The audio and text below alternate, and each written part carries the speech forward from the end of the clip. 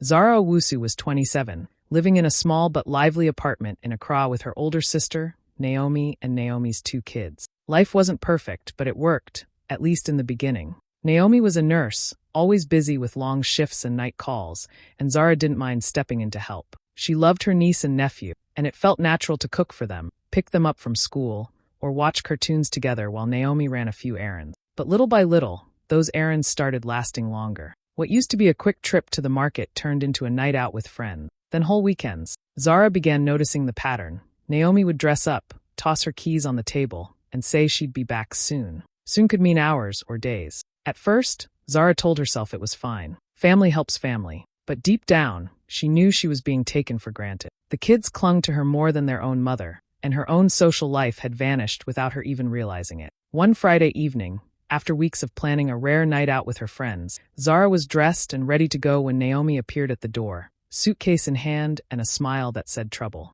"I'm going to Kumasi for the weekend. You'll handle them, right?" Zara blinked. "Naomi, you didn't even ask me." Naomi just laughed. "Come on, you live here rent-free, sis.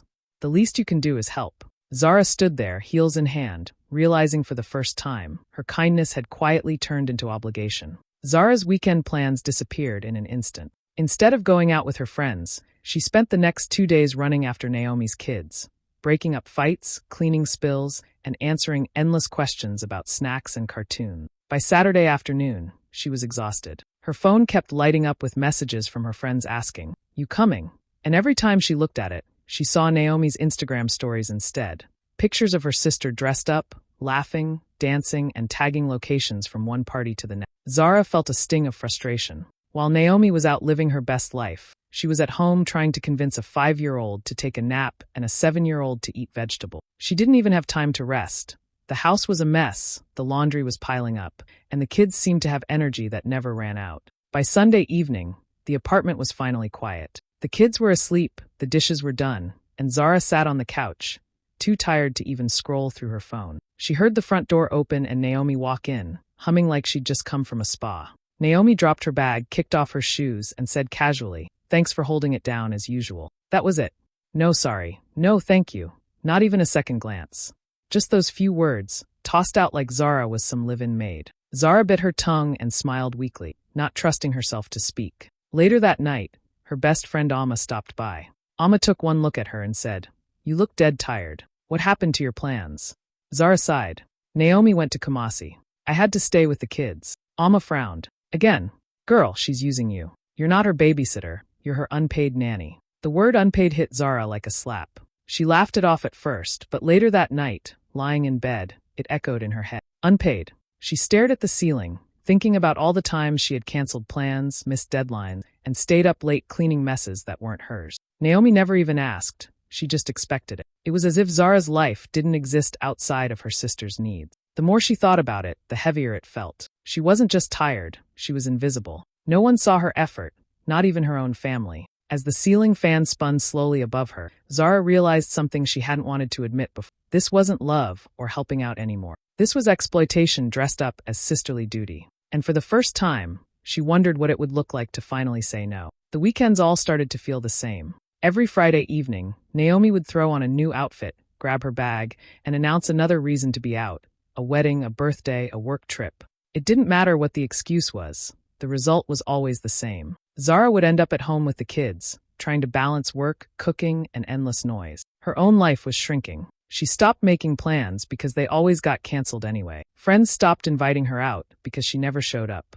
Even her boss had started noticing her slipping focus at work. Zara still tried to convince herself it was temporary, that Naomi would soon realize how unfair this was. But weeks turned into months and nothing changed. One Saturday morning, chaos hit early. The kids were fighting over cereal. One wanted Cocoa Pops, the other wanted cornflakes. Zara tried to calm them down, her laptop open on the table. She was supposed to be in a virtual meeting that started 15 minutes ago. Her boss called, sounding irritated. "Zara, are you joining the call or not?" "I'm so sorry," she said quickly, trying to mute the kids in the background. "Just give me 2 minutes." But it was too late. The meeting had already started without her. When the call ended, she just sat there, staring at the screen, her chest tight. Then, without warning, tears started rolling down her face. It wasn't just about the meeting, it was everything. The exhaustion, the noise, the feeling that she didn't own her time anymore. That afternoon, Naomi finally came home, carrying shopping bags like she'd been on a carefree day out. She took one look at the messy living room and sighed. You should really learn to handle kids better, Zara. You look so stressed. Zara froze. She couldn't believe what she'd just heard. Naomi didn't notice the trembling in her hands or the tears she'd already wiped away. She just kept talking about how some people make parenting look easy. For a moment, Zara thought about arguing. She wanted to scream, to remind Naomi of every sacrifice she'd made, every plan she'd canceled, every night she'd stayed up for kids that weren't her. But instead, she stayed silent. She looked at her sister, really looked, and something inside her clicked. The kindness that once made her say yes every time suddenly felt like a weight she didn't want to carry anymore. She didn't say a word, but her silence said enough. Something in her eyes hardened, calm but unshakable. Naomi kept talking, unaware that everything was about to change. Because in that quiet moment, Zara had finally reached her breaking point. And this time, she wasn't going to let it slide. The next morning, the air in the apartment felt heavy. Zara had barely slept. Her mind kept replaying Naomi's careless words from the day before. You should really learn to handle kids better. It stung more than she wanted to admit. She'd done everything for those kids, yet somehow, she was still the one being blamed. When Naomi came into the kitchen, humming and scrolling through her phone, Zara was already there, sitting at the table with a cup of tea. Her face was calm, but her eyes were different, steady, serious. Naomi, she said quietly, we need to talk. Naomi glanced up, surprised. What's wrong? You look tense. I can't keep doing this, Zara said. You need to start paying for childcare. I can't keep sacrificing my weekends for free. Naomi blinked, then laughed like it was the funniest thing she'd ever heard. Wait, you're serious? Zara, come on. You live here rent-free. The least you can do is help out with your own nieces and nephews. Zara took a slow breath. You're right, she said calmly. I don't pay rent, but maybe I should start charging you for babysitting, since I basically raise your kids when you're... The words hung in the air like a slap.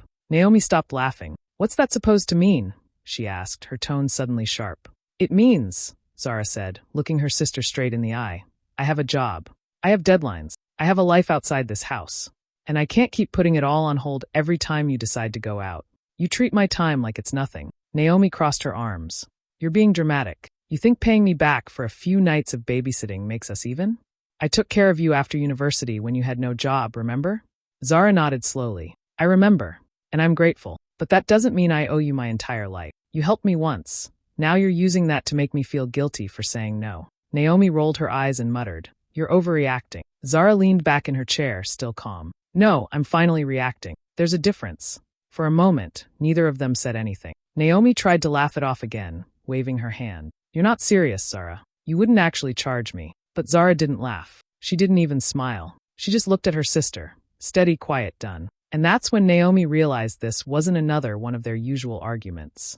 Zara wasn't threatening to change. She already had. For the first time, Naomi saw that the sister who had always said yes wasn't going to keep saying it anymore. And the silence that followed said more than words ever could. A week passed, and things between the sisters felt strange. Naomi acted like nothing had happened, as if their serious talk about childcare had been just another argument that would blow over. She still went out every weekend, still dropped the kids on Zara without warning, and still came home acting like she'd done nothing wrong. But Zara was quiet. She didn't argue, didn't complain. She just started keeping track. Every hour she spent babysitting, every trip to the grocery store, every time she cleaned up after the kids, she wrote it all down. Then one Thursday morning, Naomi came home from a night shift and noticed a white envelope sitting on the kitchen counter. Her name was written on the front in neat handwriting. Curious, she opened it. Inside was a piece of paper that made her stop in her tracks. It was an invoice. A real one. Babysitting for weekends, GHC 2000. Groceries for kids, GHC 600. Cleaning services, GHC 300. Total due, GHC 2900. And at the bottom, Zara had written in small, polite letters, You can pay via mobile money or cash. Thanks for understanding. Naomi's eyes widened. For a few seconds, she just stared at the paper, trying to process what she was seeing. Then she marched straight to Zara's room, waving the invoice in the air. What's this nonsense? She snapped. Is this some kind of joke? Zara looked up from her laptop, completely calm. It's not a joke, she said simply. That's the cost of my time. Naomi scoffed. Your time? Are you serious right now? You live here rent-free, Zara. I feed you. And now you're sending me bills. Zara closed her laptop slowly and turned to face her sister. Naomi, I work full-time too. I pay for my own food, my own things. What I don't get back, ever, is my time. I love your kids, but I'm not their nanny. If you keep treating me like one, then it's only fair that I get paid like one. Naomi's voice rose. You've changed. You'd really charge your own sister? Zara didn't flinch. You've been charging me for years, just not in money. You've been charging me in time, peace, and freedom. I'm just putting numbers to it. For once, Naomi didn't have a comeback. She stood there, clutching the paper, her face shifting between anger and confusion. Zara turned back to her screen, her tone soft but firm. I'm not free labor, Naomi. If you want help, you need to respect what that help costs. The room went silent except for the faint hum of Zara's laptop. Naomi looked down at the invoice again, and for the first time, she realized her sister wasn't asking for money. She was asking for respect. The fight started small, but it didn't stay that way for long. Naomi couldn't stop thinking about that invoice. Every time she looked at Zara, she felt anger bubbling up inside her. Finally, one evening, she exploded. So this is who you are now, she yelled, standing in the living room with the invoice crushed in her hand. Ungrateful. Selfish. After everything I've done for you. Zara looked up from the couch, already tired but calm. Naomi, this isn't about gratitude. It's about respect. Respect. Naomi scoffed. You're the one disrespecting me. I gave you a place to stay when you had nothing. No job, no savings, no plan. And this is how you thank me, by sending me a bill. Zara stood slowly, her voice steady but her hands trembling. You didn't help me, Naomi. You trapped me. You've used my kindness as an excuse to dump your responsibilities on me. I can't even live my own life anymore. Naomi's eyes widened in shock. Trapped you? Are you hearing yourself? You're my sister. Family helps family. Zara's voice broke slightly, but she didn't back down. Family doesn't use guilt to keep you stuck. Every time I try to take a break, you make me feel bad for wanting time for myself. I can't keep doing this. I'm drowning here. The tension was thick. The kids peeked from the hallway, their small faces worried. When Naomi shouted again, they started to cry. See what you're doing? Naomi snapped. You're upsetting them with all this nonsense. Zara's heart twisted, but she stood her ground. No, Naomi. You're the one upsetting them. They see how you treat me. They see everything. That made Naomi furious. She threw the crumpled invoice on the floor. If you're so tired of this, then move out, she shouted. Go live your perfect little life somewhere else. The words echoed through the apartment. The kids cried louder, clinging to each other. Naomi stormed into her room, slammed the door, and the sound made Zara flinch. Then everything went quiet, painfully quiet. Zara sank onto the couch, her body shaking. Her chest felt tight, her eyes burned, but she didn't cry. She just sat there, breathing slowly, staring at the mess on the floor, the torn-up paper that had finally said everything she'd kept inside. For the first time in a long while, she didn't feel guilt. She didn't feel small. She just felt free. It was scary, but freeing all the same, like stepping into cold air after being stuck in a room that had no windows. She knew things would never go back to the way they were. But deep down, she also knew they shouldn't. For 2 days, the apartment was chaos.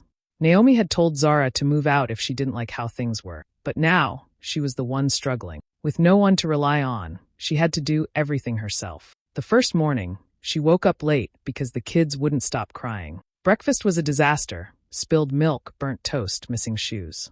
She dropped the kids at school 30 minutes late and showed up at work looking like she hadn't slept in days. Her supervisor gave her a warning for being late again. That night, the house looked like a storm had hit it.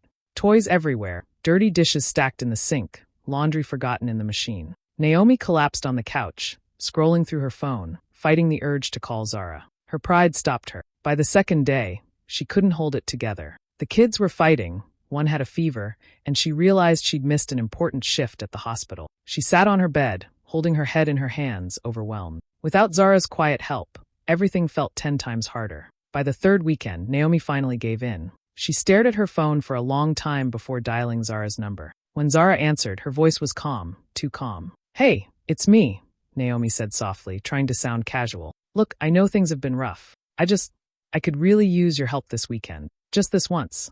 I'll pay you next month, I promise. There was a pause on the other end. Then Zara's gentle voice came through, warm but firm. Naomi, I've got plans this weekend. For a moment, Naomi didn't say anything. She was waiting for the usual, for Zara to sigh and agree anyway, like she always did. But it didn't come. You really can't? Naomi asked, her voice small. Zara smiled faintly, even though Naomi couldn't see it. No, I really can't. I hope you understand. Naomi sat there, speechless. She had never heard her sister say no like that. Not out of anger, but out of peace. It wasn't a fight. It was a boundary. After they hung up, Naomi stared at her phone for a long time. The house was noisy again. The kids were shouting for her attention, and she suddenly realized how much Zara had been carrying, quietly, without complaint for so long. Meanwhile, Zara put her phone down, took a deep breath, and smiled to herself. She wasn't angry anymore. She just felt light, like she'd finally reclaimed her own time. And for the first time, Naomi had to face a truth she'd ignored for years. Zara's help had never been free. It had always come at a cost, one she was finally being forced to see. The following weeks felt different. The house wasn't filled with laughter anymore. Naomi and Zara spoke politely when they had to, but the easy warmth between them was gone. Zara kept to herself, focusing on work and spending more time outside the apartment. Naomi didn't say much either, partly out of pride, partly because she was still trying to prove she could manage without her sister. But reality hit fast. Without Zara, everything was harder. Getting the kids ready for school took forever. Homework time turned into chaos. And every time Naomi had to work a weekend shift, she scrambled to find someone to watch the kids. Eventually, she gave in and hired a babysitter. The first month's bill nearly made her choke. Between childcare, groceries, and transport, she was spending more than she had ever realized. Every Sadie felt heavier because now she understood. All those weekends Zara had covered weren't just helping. They were real labor, real time, real sacrifice. One evening, after paying the babysitter and cleaning up the mess the kids left behind, Naomi sat on the couch, staring into space. For the first time, she truly appreciated how much her sister had done, quietly, without asking for anything. The guilt stung, but she didn't know how to fix it. Then, one Friday afternoon, Naomi came home early from work. The apartment was quiet, too quiet. She walked into Zara's room and froze. A half-packed suitcase sat on the bed. Zara was folding clothes, calm and focused. "What's going on?" Naomi asked, her voice uncertain. Zara looked up and smiled softly. "I found a new place. It's closer to work, and honestly, I just need my own space." Naomi's throat tightened. "So you're really leaving?" Zara nodded. "Yeah, it's time." For a moment, neither of them said anything. The silence was heavy, full of things they both wanted to say but couldn't. Then Naomi's eyes began to fill with tears. "I didn't mean to take advantage of you," she whispered. Zara put down the clothes and walked over, pulling her into a hug. "I know," she said gently, "but you did." Naomi broke down, her voice trembling. "I thought you didn't mind. You were always there. I didn't realize how much I was asking." "I know you didn't," Zara said, holding her tighter. "But I needed to realize how much I was giving. And now, I just need a chance to live my own life." Naomi nodded, wiping her tears. She understood, even if it hurt. That night, as Zara zipped her suitcase and looked around the small apartment one last time, she felt a quiet sense of peace. She wasn't angry anymore. She was just ready to start fresh, ready to be free. And for the first time, Naomi didn't try to stop her. She just whispered, "Take care, sis." Months later, Zara's life looked completely different. She had moved into a small but cozy apartment in Tima, filled with peace, sunlight, and a growing collection of plants she named after her favorite fonts: Helvetica, Arial, and Georgia. It was quiet, and she loved it. For the first time in years, her time was her own.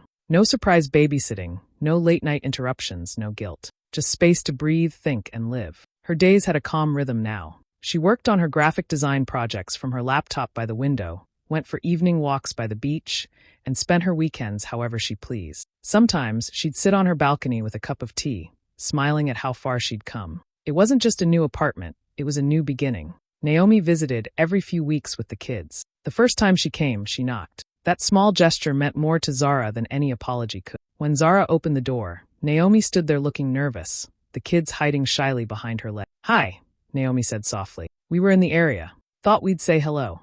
Zara smiled. "Of course. Come in." The visit was warm but careful. The kids ran around exploring the new space, while the sisters sat in the kitchen, sipping tea. For a while they talked about work, school, and random things, nothing too deep. But as the conversation flowed, Naomi finally sighed and said, "You were right, you know. I didn't respect your time. I took you for granted." Zara looked at her sister for a moment, then smiled gently. Sometimes family needs a boundary before they learn gratitude. Naomi nodded slowly, her eyes glistening. "I just thought you'd always be there. I didn't realize how much I was asking from you until you left." "I know," Zara said softly, "and that's why I had to go. I didn't leave because I stopped caring. I left because I needed to care for myself too." The words hung in the air, calm and true. Naomi reached across the table and squeezed her hand. "Thank you for forgiving me." Zara smiled. "Thank you for understanding." The kids came running over then, showing Zara a crayon drawing they'd made for her. The two sisters holding hands, smiling. She laughed, hanging it on her fridge like it was a masterpiece. From then on, their relationship slowly rebuilt itself, not out of guilt or obligation, but mutual respect. Naomi learned to ask instead of assume. Zara learned to say no without guilt. They weren't perfect, but they were finally equal. And in that balance, their bond grew stronger. Not because they forgot the past, but because they both learned from it. Peace had found its way back, this time on Zara's terms. The evening sun dipped low over Tima, painting the sky in soft orange and gold. Zara sat on her balcony, legs tucked under her, a cup of tea warming her hands. Her plants swayed gently in the breeze, and the faint sound of children playing drifted up from the street below. It was peaceful, the kind of peace she used to dream about when her life felt too loud, too crowded, too demanding. She took a slow breath and smiled to herself. So much had changed in just a few months. The tears, the fights, the guilt, all of it had led her here. She wasn't angry anymore. In fact, she was grateful. Setting boundaries hadn't destroyed her family like she once feared. It had saved it. Her phone buzzed, a photo from Naomi. The kids, grinning wide, holding up drawings they'd made for Auntie Zara. Her heart warmed. They were still close, just in a healthier way. She had space now, and Naomi had learned respect. It wasn't perfect, but it was real. As the sky darkened, Zara's voice broke the quiet, not loud but thoughtful. Love without respect becomes a burden, she said softly. You can care deeply for people, but you must also care for yourself. She paused, smiling to herself, the kind of smile that comes from knowing your worth. And if they treat your kindness like a favor, she added, send the bill. The camera lingered on her face, calm and content, as the sun disappeared behind the building. Her final words echoed gently, like a lesson learned through both pain and peace. Boundaries don't destroy families, they protect them. And with that, the screen faded to black, leaving behind a message everyone needed to hear.